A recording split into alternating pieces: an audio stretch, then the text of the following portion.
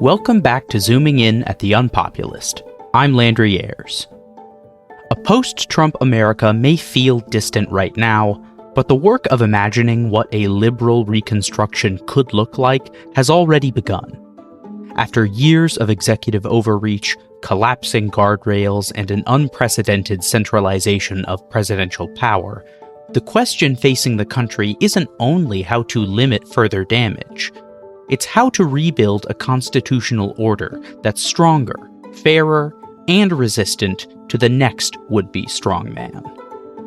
In this episode, host Aaron Ross Powell sits down with the Unpopulists Shikha, Dalmia, and Andy Craig to introduce the Reconstruction Agenda, our ambitious new project dedicated to answering that question. They explore how civic resistance, institutional memory, and America's own constitutional traditions can fuel a genuine renewal, and which reforms, big and small, might be ready the moment the political window opens. We hope you enjoy.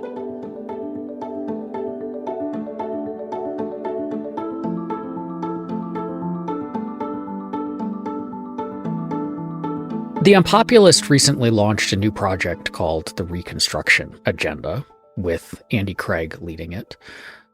Shikha, why don't you start by telling us what this thing is? So the impetus for this project was that we've got to start thinking about a post-Trump, post-authoritarian world. Trump is not going to live forever. And there is going to be a moment when Americans, we are expecting, are going to be tired and exhausted from what this presidency has wrought. And at that point, I think we are going to have a political moment where we as liberals can start taking back the country and rebuilding it in a way that we want. Trump has done so much damage to our institutions, our governing norms, and, just basic civic virtue. No president have done this much institutional destruction as Trump has. And there are two aspects to this destruction.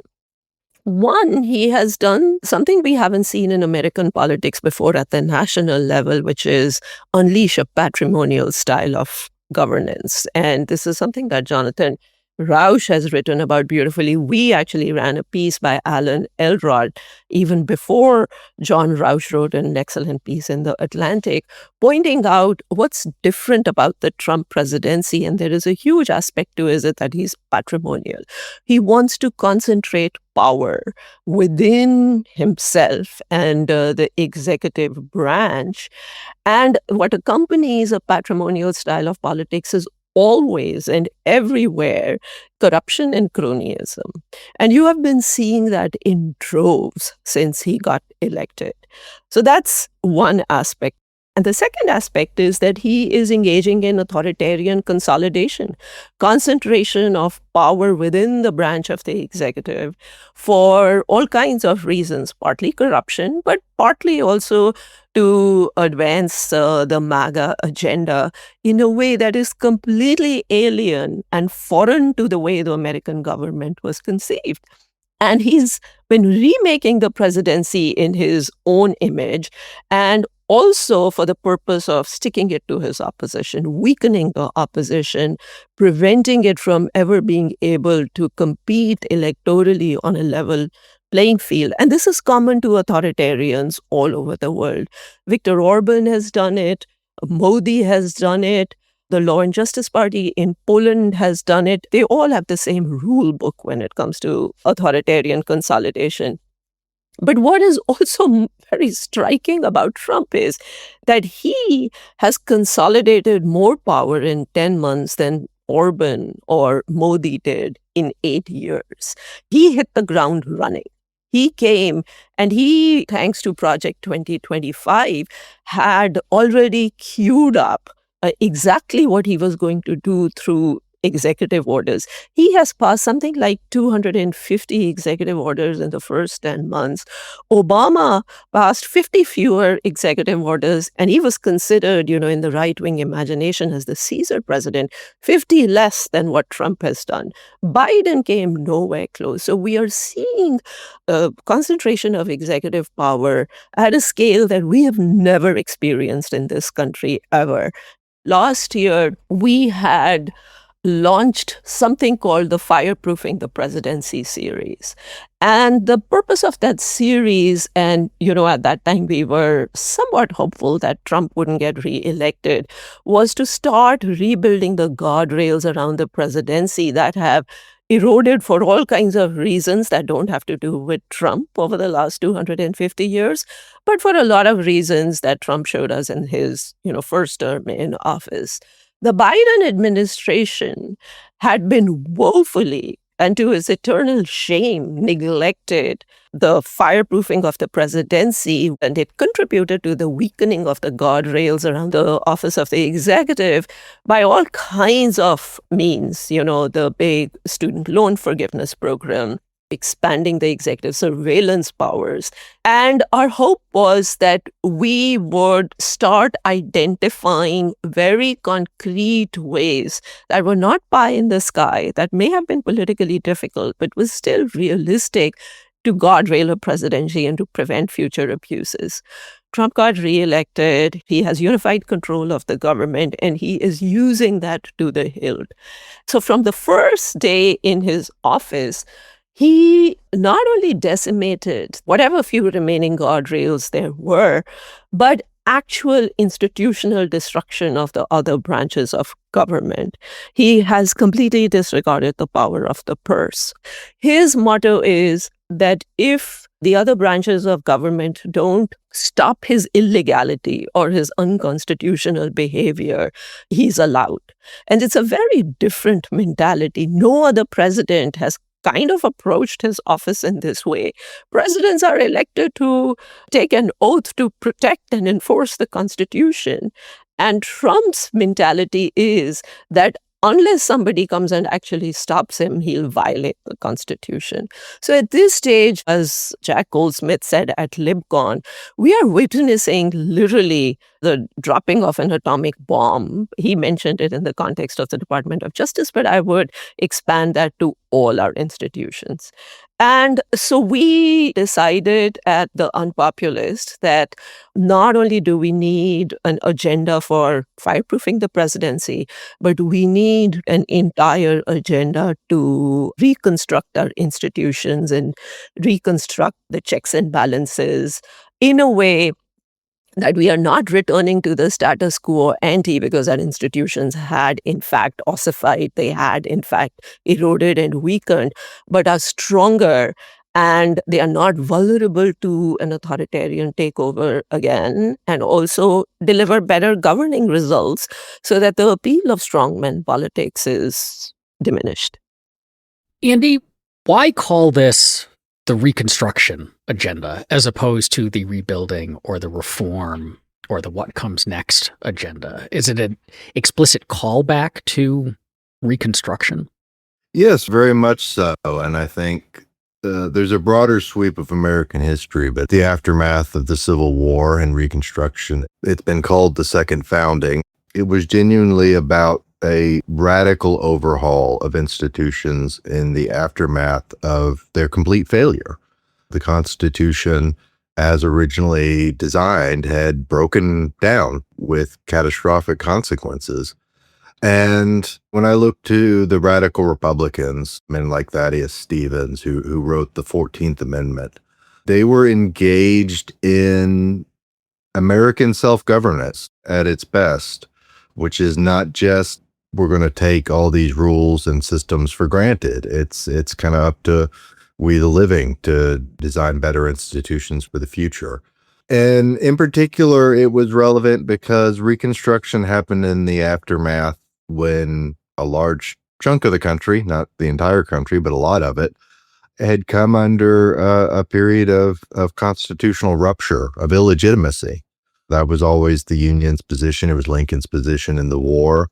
that the Confederacy was not a legitimate government. It was a criminal conspiracy writ large. And I think that's relevant to how we think about what's going on now and the inevitable coming aftermath of it. That this is not just a government that's pursuing various bad policies. This is a systematic attack in a way that is inherently provoking a legitimacy crisis. What's going on now is not something, even if you wanted to, that you could build a stable, ongoing system on. Because it's that kind of patrimonial system, in part, as Shikha mentioned, but also just because it's so incredibly lawless, it's so incredibly one-sided in that it doesn't recognize the idea that these are tactics and tools the other side can legitimately use. Like, it's a very one-way ratchet approach to government and just the chaos in general of all that. So, as we approach that, I think it's important to be thinking about not just the immediate moment, as important as that is, because there's a lot of kind of, constant crisis going on every day, but how we got here and where we are aiming to go and what better systems would look like informs our strategy now. I think it's an essential part of informing what measures we want to take in terms of opposition to the current administration, because what we're trying to get to in the aftermath is going to inevitably color those decisions. We've seen that come up in the fights in Congress. We've seen it come up in the fights in the courts, where that's really a key part of it. It's not just, well, we're against this. It's what are we for? And Reconstruction historically was one such moment, but there have been others. The American founding itself, the original drafting of the Constitution was obviously an exercise in this kind of institutional constitution making. But we've also had, for example, the aftermath of Woodrow Wilson when he went on a insane rampage, probably the worst moment for the First Amendment in American history, with the Sedition Acts and throwing dissenters in prison and all that. But there was a moment. I mean, Harding, who's a poorly rated American president in kind of popular imagination, but I think he's maybe a bit underrated because he campaigned on we need normalcy, but then he came in and he pardoned all of Wilson's political opponents. The laws were reformed or allowed to lapse, and there was that kind of moment of backlash. Another important example would be the aftermath of Watergate and Nixon. There was a moment of reform then. A lot of the laws we're talking about now were passed in the mid to late 1970s because of this moment of backlash against the runaway presidency. So we got things like the War Powers Resolution, the Impoundment Control Act. There was the Church Committee that investigated abuses. In all these cases, including Reconstruction, I think there's a warning also in that when that commitment to big overarching institutional reform flagged, there were some pretty bad consequences. We saw after that moment in the 70s, then things started to swing back pretty heavily towards an expanding presidential power. Obviously, Reconstruction failed horrifically in terms of, federal troops were pulled out of the South and half the country was ceded to white supremacist one-party rule for the next century. And, the laws that Wilson abused, a lot of them stayed on the books in ways that later proved problematic and were abused. So these things matter both as kind of the long term, but they also matter for what we're doing right now in this moment. And also, like Shikha mentioned, the man's not immortal. We're seeing the strength of the backlash. I think we are seeing that the effort at authoritarian consolidation will probably ultimately fail, but that could come sooner than even the end of this presidential term. And certainly by then, I think it's realistic to expect. And so we've got to be able to hit the ground running in a way that certainly the Biden administration didn't. A big part of that is the focus on the need for accountability. Just to briefly tie it back to historical Reconstruction, that's what Section 3 of the 14th Amendment was about. And I don't think it's an accident that seeing that eviscerated that principle that if you use violence and lawlessness and fraud against the constitutional system, that's breaking the rules in a way that has to get you kicked out of the game. I mean, we've seen examples. I mean, the most notorious example is the rise of the Nazis, but there are many, many others where a political movement is allowed to get away with using violence and also participating in the electoral system at the same time. And that's a path to a very, very dark place, and you can't allow that. So that's one of the things we need to revisit, and there has to be accountability, if not for Trump personally himself at this point, given, he's kind of doddering old man in ill health at this point. But there's a lot of people who have done a lot of very illegal things. And if we're going to reestablish the rule of law, that's one of the things about where our institutions had already weakened and failed even before Trump, is this culture of elite impunity, that you can be in a high office and break laws and violate people's rights and not worry about going to prison for it. So I have to ask, how quixotic is this quest for, when this is behind us, whenever that happens, here are things that have to happen. So there have to be consequences. People have to go to prison. We have to reform certain institutions. We have to reassert certain norms, et cetera, et cetera. You can make this list and build it all out. And there's value in having that like on the shelf for people to take when they're ready. But the question is, when are they ready? And we're recording this the day after the Senate, or 8 Senate Democrats, caved on the government shutdown. And the way that those senators have been talking, they're like, well, we kind of just had to give up. Like we weren't, we just weren't winning this. We had to give up. And everyone is mad at them. But you look at that, you look at what you talked about, a kind of elite impunity and this culture of there are no consequences for elites, and the experience with the Biden administration where they had an opportunity to bring the law down on a whole bunch of lawless people and they largely did not.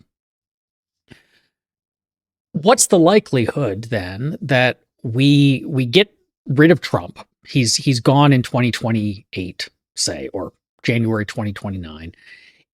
And there's a kind of, well, like, let's put that behind us. Let's, we are all elites players in a status quo that we don't want to admit has broken and can't come back.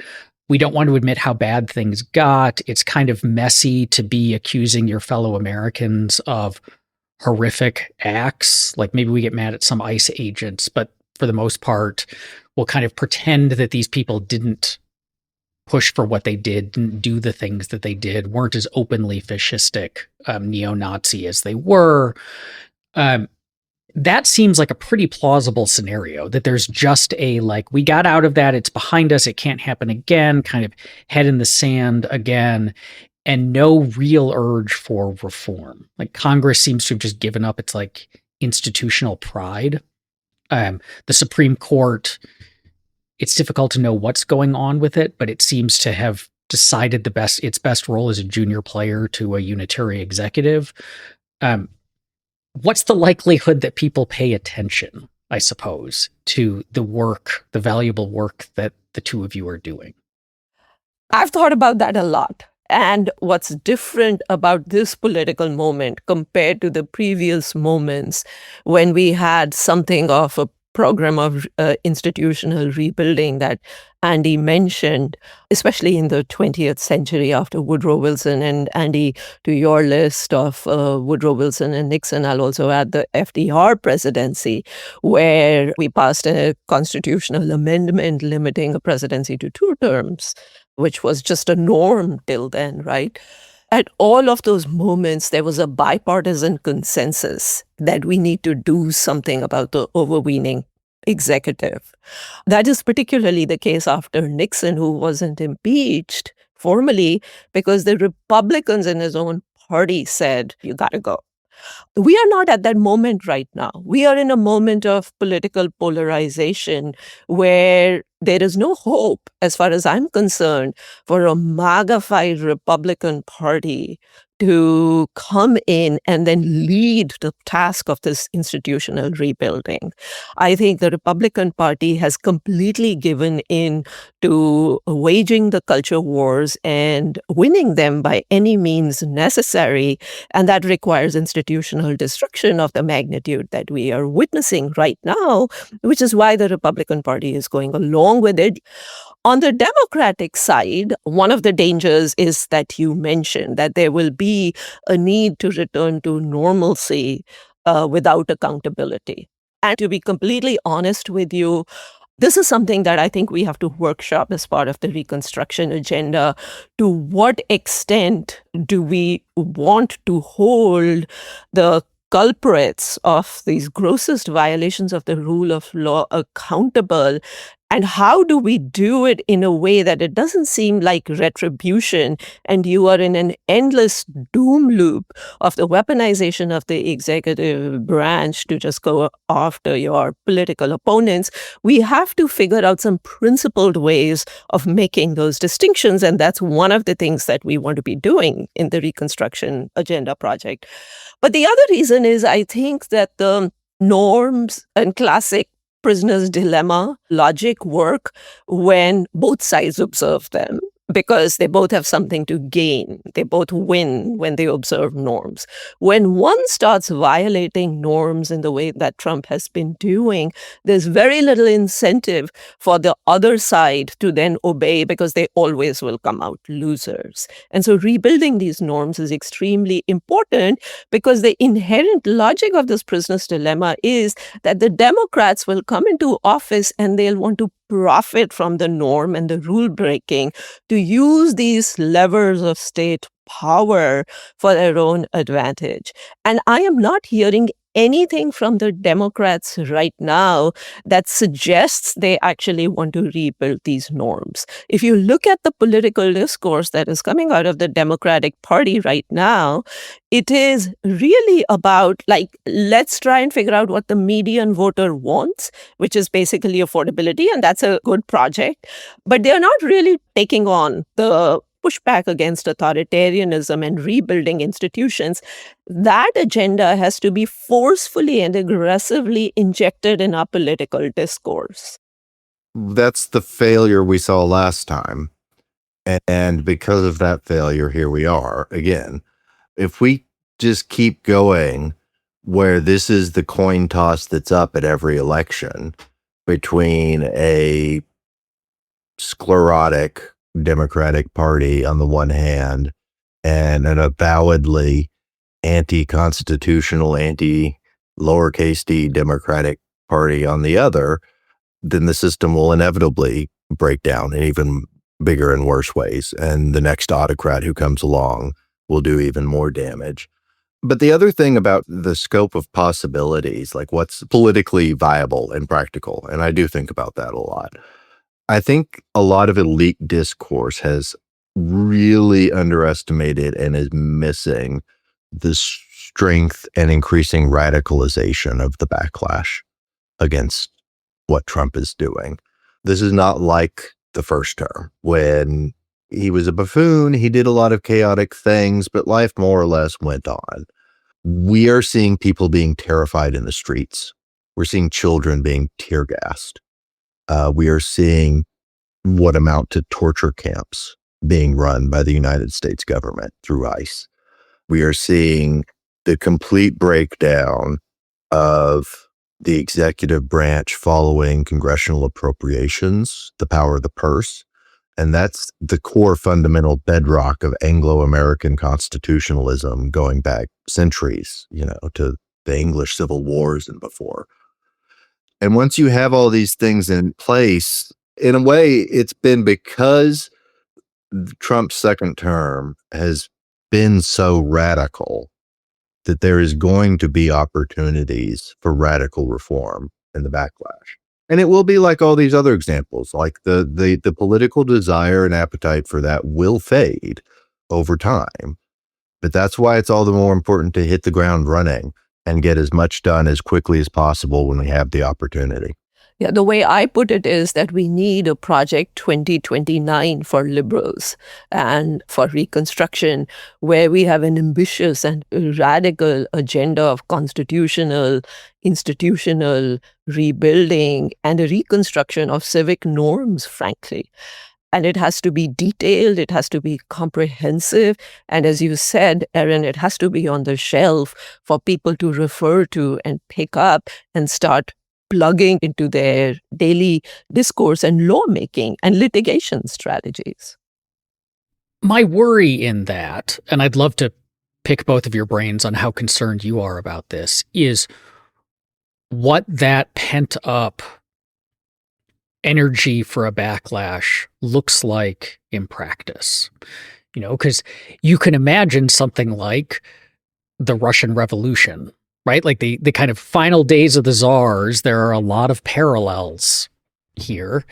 And there had been movements for greater liberalism, and those didn't win out. And there's a lot of worry right now that New York just elected a socialist, democratic socialist, but lots of people are very worried about nationalizing the means of production and so on. So how do we think about liberalism and liberal reforms in that? I was out in the No Kings protest several weeks back. You can see that energy for reform and the anger directed at the state in a way that I certainly have not seen in my lifetime. There was the anger at George W. Bush, but that pales in comparison to what we're seeing now.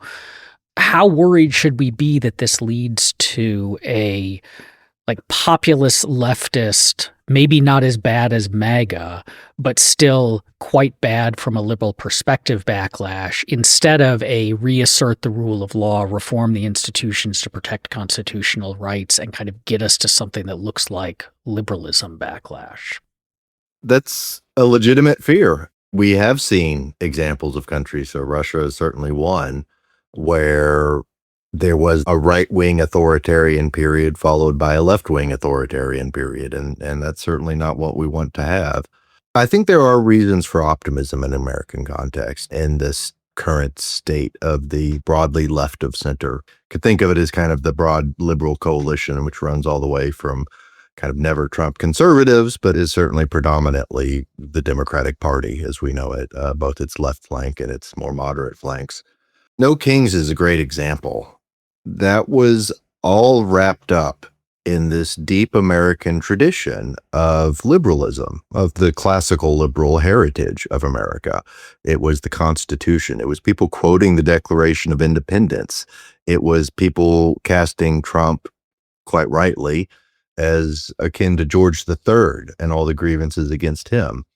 There's certainly plenty to criticize about the kind of left flank of the Democratic Party, about people who embrace Democratic Socialist as a label, even though I would argue they objectively are not actually Democratic Socialists, kind of as properly defined, compared to, their historical and European peers and whatever that actually do fit that label.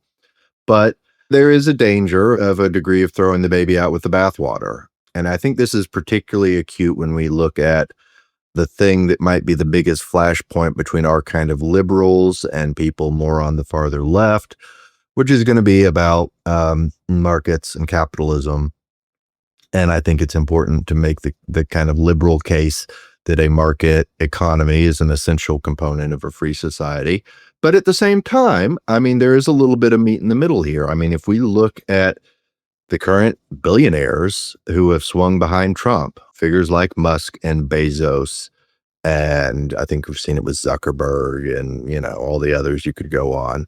I think there's a liberal critique point to make that a lot of these concentrations of wealth are artificial, that these have not been purely market driven. There's been a lot of rent seeking. There's been a lot of regulatory capture. There's been a lot of subsidies and various things. And that I think part of our pitch to people who are kind of the more, eat the rich, bring out the guillotines crowd is going to be, look, yeah, you can go after and kind of retaliate and punish against these guys for what they've done. And many of them do need to be held accountable for things they've done. But if you really want to get to the root of the problem, to get a little bit technical on the economics, you need to address the pre-distribution side, not the redistribution side. If you're leaving in place this system that even from our kind of free market perspective has produced these robber barons is not an unapt comparison. You really need to get to kind of the systemic causes of that instead of just coming in afterwards and say, well, we're going to tax them higher. In a way, it's us offering the more radical reforms. It's about saying that we're going to come in and break the systems that cause this degree of distortion in the market, and that the traditional, more left-wing, bleeding into socialist, progressive, whatever, solutions are actually insufficient to addressing these problems, and that we've got the more important package. But big picture, I do think we're seeing in the strength of this backlash an appreciation that the United States does have this deep cultural strain of classical liberalism, of anti-authoritarianism, of constitutionalism, in a way that not all other countries have been lucky enough to have.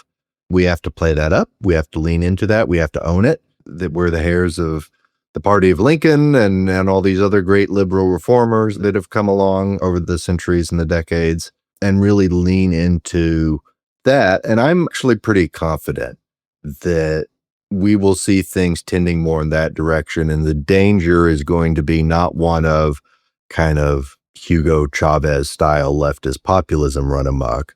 The bigger danger is going to be exactly what we were talking about, that the support for reform fades, that there's not pushing far enough, hard enough in that moment of opportunity. And that's actually what I worry about more. But it is important. And in my writing and at the Reconstruction agenda, we're not afraid to critique the left when they're going down some rabbit hole that we think is unproductive, or that will in some ways produce even greater concentrations of power to allow a future government to kind of blackmail and coerce all these pillars of private society and civil society and the economy. When you're looking at just kind of giving more arbitrary regulatory and related sorts of powers to the government, I mean, that's power in the executive branch. And there will be a next Republican president at some point, hopefully not elected in 2028, but certainly electoral reform and structural reforms to democracy and trying to get to a more multi-party system are a big part of how the pre-Trump status quo failed and brought us to this moment. So we need to engage with all that. But having said that, I don't expect that, in the aftermath, there won't be a Republican Party anymore. There will be two dominant center-right and center-left parties in pretty much any system. And we have to get to a place where sometimes conservatives can win elections, and it's not the end of the republic. I completely agree. To buttress the point about how in this way America is different from other countries that are experiencing democratic backsliding, the fact that our, constitutional traditions are much stronger. So they give the resistance movement an automatic, natural, authentic vocabulary to draw on, to craft its case. But beyond that, the way the resistance movement is conducting itself is also very instructive. First of all, Trump is facing far greater resistance than any other authoritarian in any other country. Modi remained intensely popular in India despite his absolutely blunderous policy of demonetization. I mean, the year after that, 9 out of 10 Hindu Indians were still supporting him. The dominant majority in India is a Hindu majority. Orban, no real resistance. And in both these countries, I think the remaking of the institution, the restructuring of the institutions towards authoritarianism has been so fundamental and is so far gone that I don't see it really coming back in those. I think in both these countries, the opposition may win. Especially Hungary is looking pretty promising right now. But I think the idea that we need a reconstruction in these countries is simply going to not materialize. In America, however, if you look at the resistance, you are beginning to see some signs of this congealing on the Democratic side. Gavin Newsom, who hasn't really distinguished himself as the governor of California, and especially there was this moment after Trump got elected that he thought he was going to reach out to the MAGA right in a silly attempt to get some swing MAGA voters, and invited Steve Bannon to his podcast and Charlie Kirk to his podcast and was yucking it up with them. But then ICE descended on Los Angeles and turned it into the war zone that Trump was claiming it was. And suddenly Gavin Newsom found his inner liberal Democrat and made an absolutely brilliant speech calling out Trump's authoritarianism. A similar dynamic is unfolding in Illinois right now, which has become the hub of Trump's worst excesses in terms of militarization of law force and calling in the National Guard, and it's kind of become ground zero for it. And Pritzker has been really good at crafting a case in terms of very American vocabulary against Trump's authoritarianism. But even beyond that, if you look at the response of civic society, now this actually happens in literally no other country. You have groups of just ordinary citizens in states like Illinois, in Chicago, who are getting together and forming a circle of protection around the vulnerable populations. They are providing meals to undocumented immigrants who are holed up in their homes. They have a warning system that they have developed to alert when an ICE raid is coming or ICE agents are floating around. I live in Washington, D.C., and I'm part of this listserv where we are constantly being alerted to the presence of ICE agents. Those kinds of civic responses where the citizens take personal risks for no other reason but because they hate this authoritarianism. For most of these people, there's really nothing in it for them except defending a vulnerable population. And that tradition is extremely strong in America. You saw in Reagan's time when Reagan was denying asylum to people fleeing El Salvador because El Salvador was our partner in the Cold War. Sanctuary churches emerged in this country to give refuge to these people who were hiding. And what this does is it unfolds a certain logic which never really works out well for the authoritarian, which is that the more resistance, principled resistance that you see from ordinary people, the more draconian the state has to get. And when that fight becomes between the resistance and the draconian state, the moral authority is always on the side of the resistance. And I see that dynamic unfolding right now in the United States. One other point to Andy's point, I, like him, do not see a full-blown left-wing populist authoritarian response to Trump right now. There's simply nobody in the Democratic bench who's like that. I don't know, the future Democratic presidential candidates, Pritzker, Newsom, Pete Buttigieg, Jared Polis, Josh Shapiro, seem to be pretty normie presidents. I think maybe if Elizabeth Warren were to get more popular, I might worry about it. But the fact that the right has had to turn Mamdani into this populist boogeyman, and he's running, besides affordability, on an anti-authoritarian agenda, tells you there isn't a deep bench of populist authoritarians on the left right now. Now, that might change. I think eventually, if we don't contain this populist fire on the right, it is just inevitable that the left will find its own populist figure.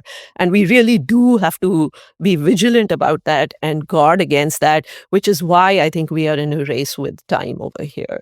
We either get this under control, build a principled, constitutional, institutional resistance movement, or we will see some really horrible versions emerge on the left as well in due course.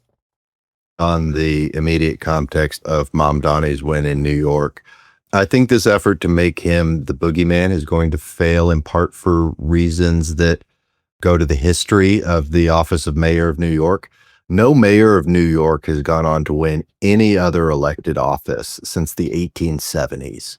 Mamdani's not eligible to run for president, so, he's going to run for re-election, and we're talking about well into the 2030s. Maybe he runs for governor. Like even if you believe kind of the worst version of what he's going to do, the municipal government issues in New York City are going to be pretty boring and of little interest to the rest of the country. I mean, I just hope he follows through on one Eric Adams policy and gets them to continue adopting garbage bins, catching up with the rest of the country. But maybe they have a little tax increase. You're talking about 1 or 2%. Like the powers this office has and the political perch it has is not equivalent to kind of being the leader of the Democratic Party. I want to highlight something you said.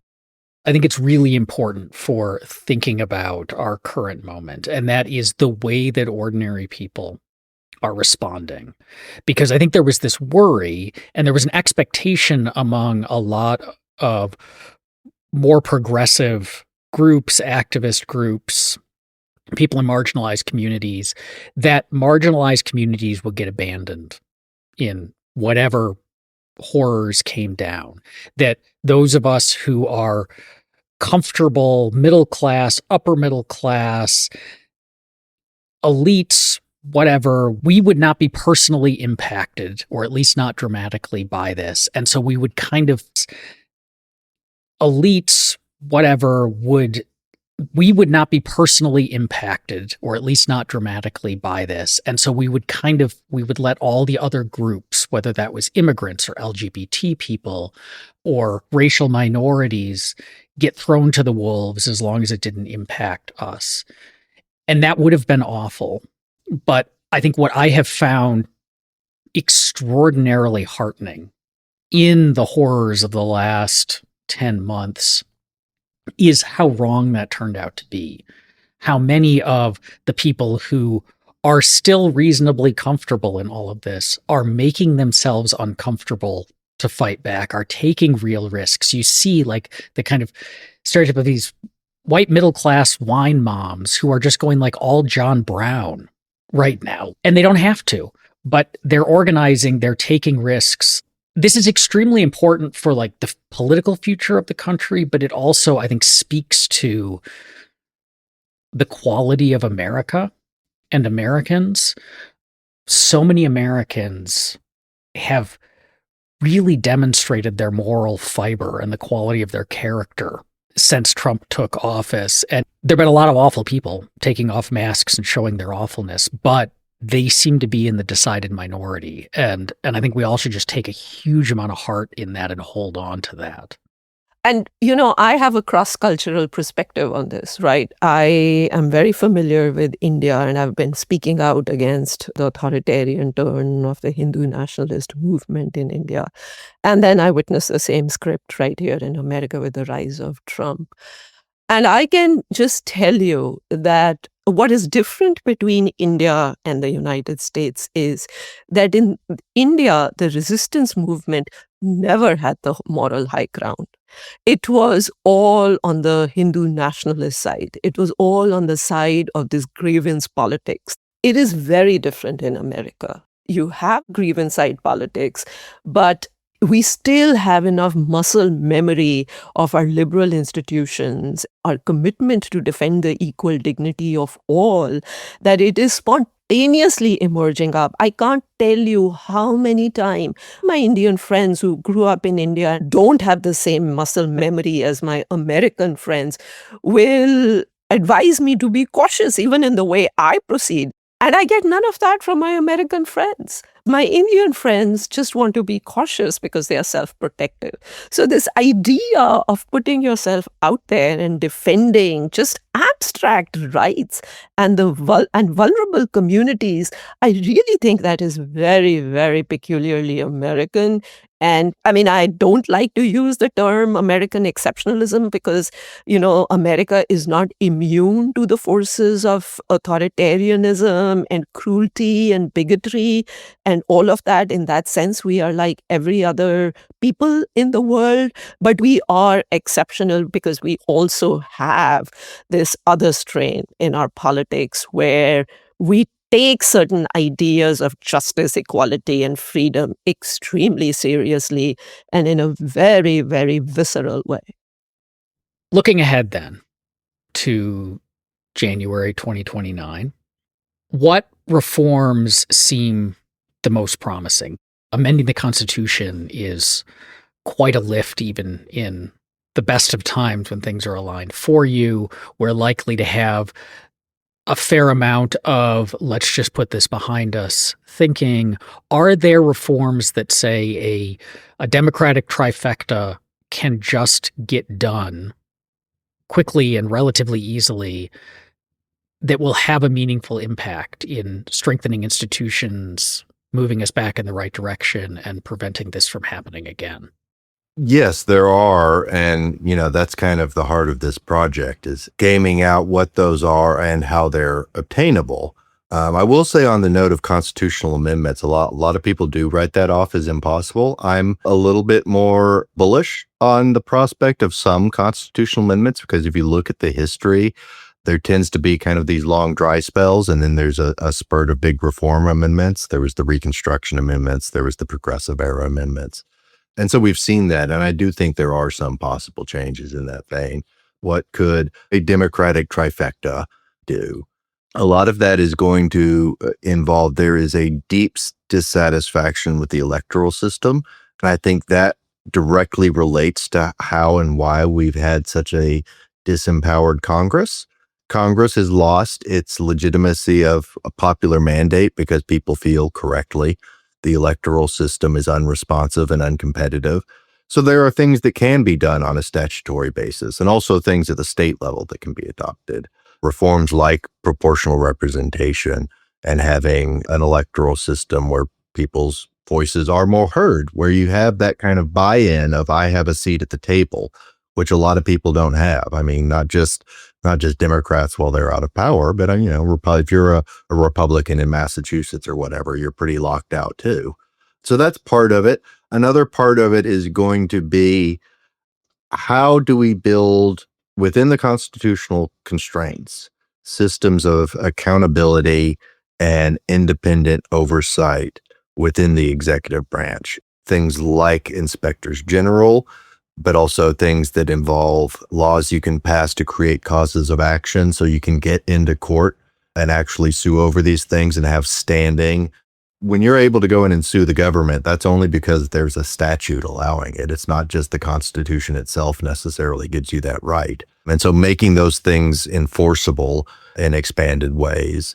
There also needs to be a revival of ways of thinking about impeachment. I mean, I think it's very likely we're going to see another impeachment trial after the midterms because Democrats are going to retake the House most likely, and there's going to be an immense groundswell, even if they have to be dragged along into doing it. And so we need to be ready to think about how impeachment can be retooled in ways that makes it a more viable threat. You need 2/3 in the Senate. That's a hard constitutional thing. But there are things you can do to re-empower Congress in its investigatory and oversight abilities and the ways in which the procedures within Congress, the rules have concentrated power in the speakership. One very concrete example is, so right now, Mike Johnson has been doing this thing. They call it district work periods and there's pro forma sessions, but effectively what it amounts to is he's keeping the House out of session and pushing that on and on and on every week where he comes down with it. But that's not a long-standing traditional power of the speaker.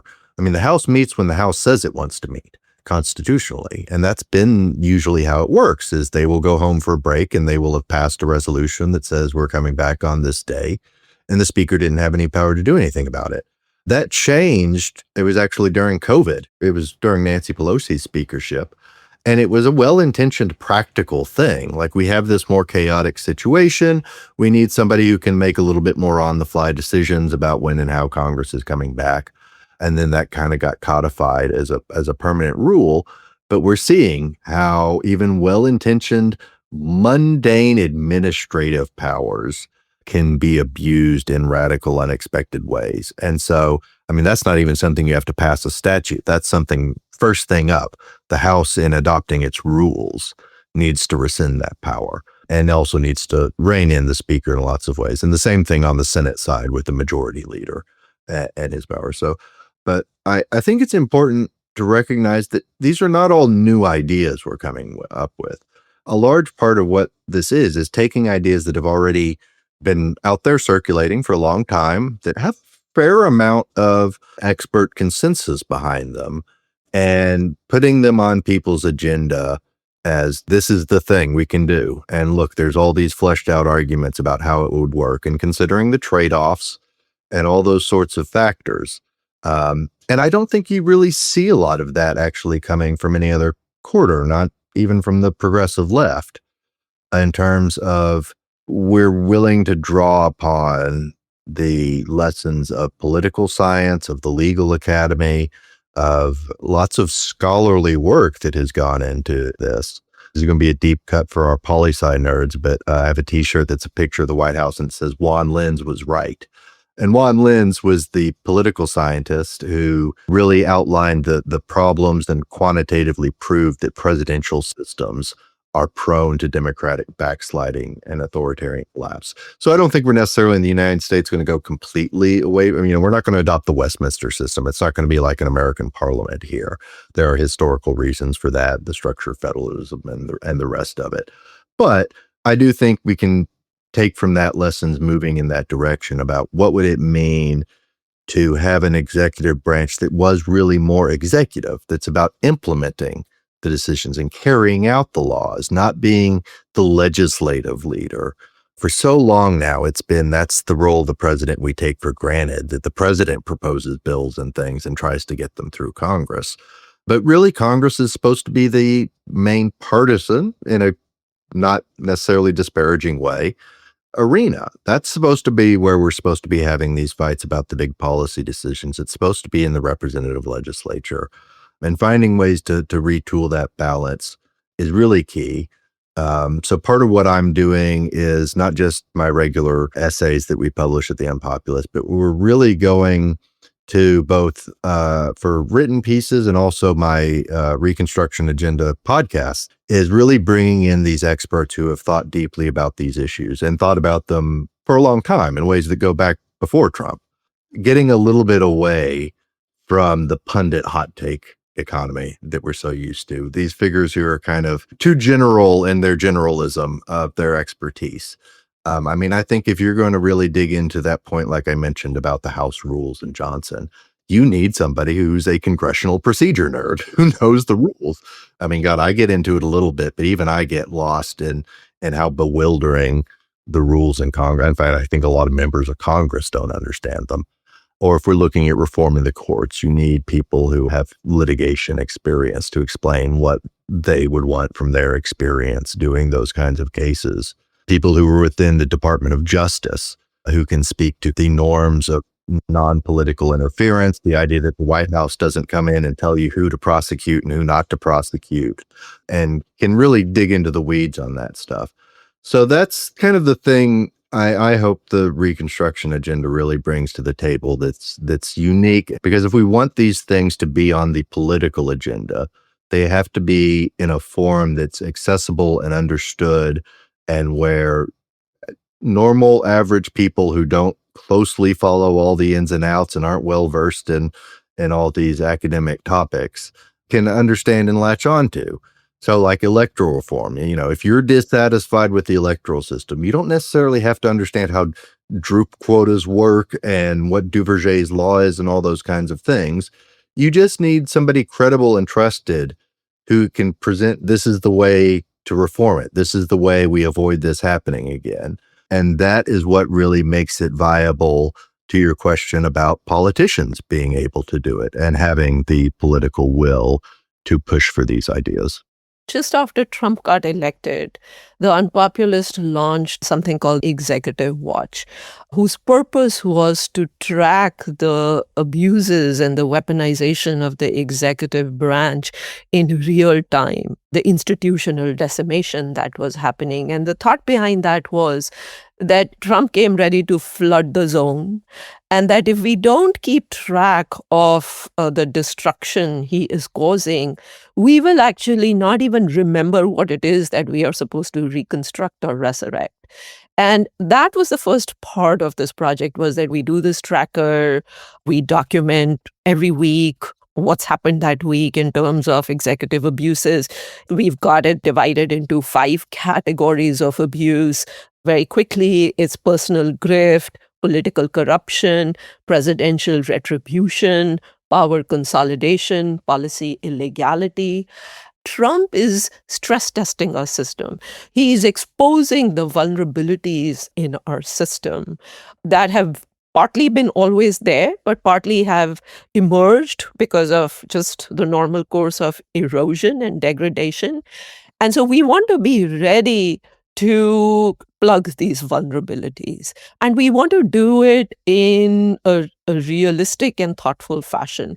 And I had mentioned the fireproofing series previously.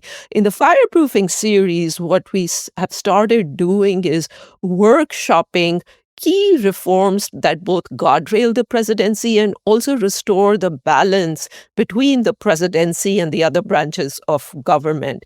Congress has given up its legislative powers to the executive a long time ago.